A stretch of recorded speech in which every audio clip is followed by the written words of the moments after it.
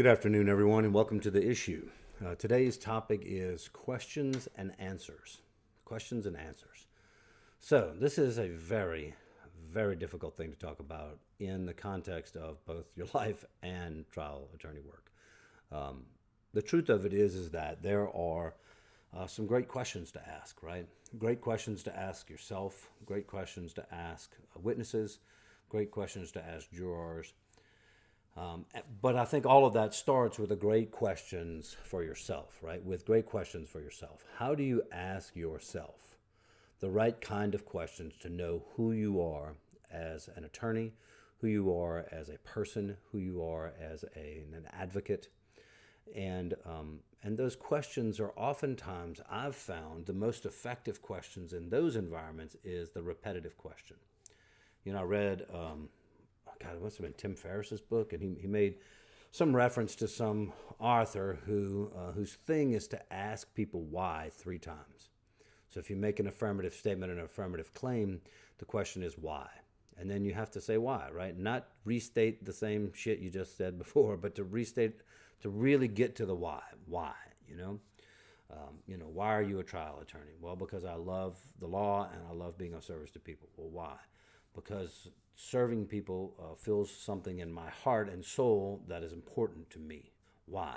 Well, because when I grew up, I was in a position where, I wasn't very well taken care of, right? I was neglected at times, just a set of circumstances as a child. And so I felt a regular need to be cared for and a regular need, I felt like I wasn't being cared for regularly. And so I remember and recall, even as I sit here today, that feeling or yearning of wanting to be loved and wanting to be cared for, wanting to be taken care of.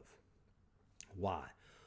Because that's a basic human feeling. Because I cried myself to sleep at night thinking about it, and because I remember thinking as a child, I just wish someone would care. I just wish someone would make dinner for me. I wish someone would. I wish I had someone else on my team. I felt lonely and scared, and so. From that comes really is the progenitor. That's really the fountainhead for me being a trial attorney, is that I've always wanted to help. I've always wanted to reach out for those people, I was the kind of 19-year-old that would eat grab some food or something. I'd be like, hey, man, you sure you got enough money? Can I get you something? Or if somebody would say, well, I'm not hungry, I'm like, oh, look, if it's money, then let me buy it. It doesn't matter. Not like I had money or anything. I just hated the thought that someone was making a decision based on the fact that they didn't have a team and they didn't have help or assistance or support. And so as I became an attorney and started to practice, that became my why. My why was connected in some way to that story, right? I've reconciled with my parents. I've reconciled my childhood. I don't have any, leftover stuff other than knowing that that's where it came from, right? And so those are good questions for me to ask and have been good questions for me to ask. Obviously, you don't go into a trial environment and ask why 5 times, and you certainly don't look at a juror and ask why 5 times. But the same sort of thing applies, right? And here's what applies. It's listening to the answers. What answers are you getting? Now, this is something that can be lost on some young attorneys in trial work, both in voir dire and in witness cross-examination, and even direct examination. Attorneys will get busy reading their script, or busy hitting their chapters, or busy telling their story. And the truth is that even on effective cross, right? You've heard 1,000 times, well, effective cross should just be you testifying and the witness saying yes or no a bunch of times. Yeah, well, that's just not true. I mean, that's just not that effective, right? Because jurors will see that. They will see, well, this is just the attorney talking and this person's saying yes or no. And it becomes disassociated with the witness, right? The testimony becomes disassociated with the witness, and later when the juror is recalling that testimony, all they recall is that you said it, the attorney. And so there has to be some development of that sort of question and answering and listening, right? And listening to the answer, developing those questions, knowing your case well enough not to follow those archaic nonsense rules. For the most part, right? Look, I ask a lot of yes or no questions. I get witnesses on a roll. I get people, yes, yes, yes, yes, yes, run them down the line.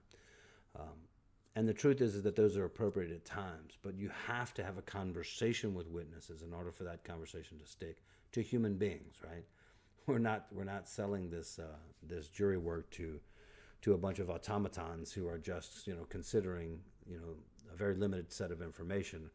They're also not considering all information equal, right? What you say as an attorney will later be told to them is just argument, right? Nothing an attorney says is evidence. Well, if I've done all the talking on cross-examination, that's pretty bad, right? And so you have to be very clear both about that to a jury, but you also have to understand that that's the case. And so those questions and answers are super important, right?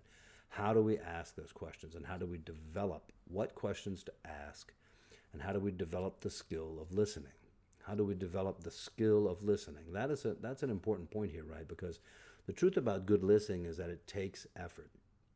It takes effort. It takes, in the trial environment, preparation.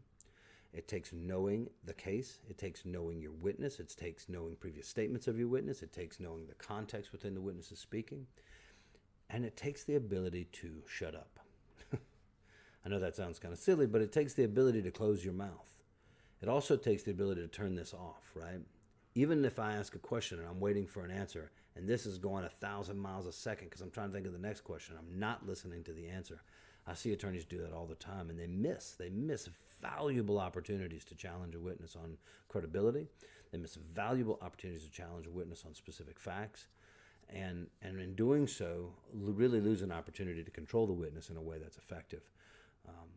And in fact, and then I'll bring it full circle and back to life, right? If I'm not listening to the answers I'm getting from the people in my life, then what am I doing, right? If I don't stop and have a conversation, my wife and I had a conversation this morning about listening, and she said, well, I'll say things to you sometimes 3 times, and you won't even know what's going on. You look at me and be like, okay, I did not hear any of those 3 previous statements you made. And I'm honest about it, right? I'm like, all right, I've been zoned out, and now I'm listening. And so I convey to her, like, okay, I didn't hear anything you just said. I don't know what's going on. I'm not going to guess at an answer. Please restate it, and I will listen to it. But that takes effort, right? It takes me like stopping, settling in, and talking, right? And if I'm asking myself that question I asked earlier about why am I a jury trial attorney, it takes owning the answer, right? It takes owning that answer internally and really feeling that, right? Feeling why I am a jury trial attorney. And when I'm asking questions to those people in my life, when I'm asking questions to my friends, family, children, clients, everyone, am I listening? Am I stopping and listening? Am I turning this off long enough for me to hear the actual answer and not answered through some filter of me either being distracted or having a preconceived notion about the answer? And so questions and answers are important, right? They're very important in what we do in our practice. And it's something that we should focus on getting better at through skill, through exercise, through working at it. And working at it starts in your life, everywhere you are. Learn how to ask great questions, learn how to listen to the answers you get, and follow up in ways that are important and relevant to the answers you're getting. So that you learn how to gather information that's meaningful, right? So you can move forward in a meaningful way. That's all we have today. Thank you for watching The Issue. We'll see you guys tomorrow.